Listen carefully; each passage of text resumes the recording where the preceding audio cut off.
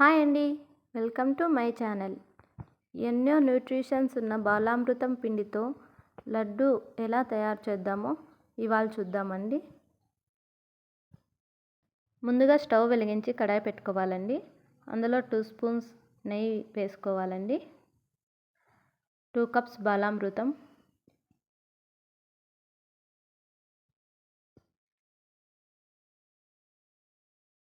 ఇది పచ్చివాసన పోయే వరకు వేయించాలండి. కొద్దిసేపు తర్వాత కలర్ చేంజ్ అవుతుందండి. ఇలాగా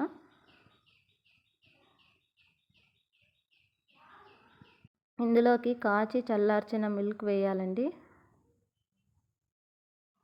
బాగా మిక్స్ చేసుకోవాలి. ఇందులోకి మీ టేస్ట్కి తగ్గట్టు బెల్లం వేసుకోవాలండి. నేనైతే 1 కప్ వేసుకున్నాను. ఇలా ముద్దగా అవుతుందండి లడ్డూలు చేసుకునేకి వీలుగా. చల్లారిన తర్వాత మా పిల్లలు లడ్డూలు చేస్తున్నారండి. సూపర్ టేస్ట్గా ఉంది. Thank you for watching. Please subscribe.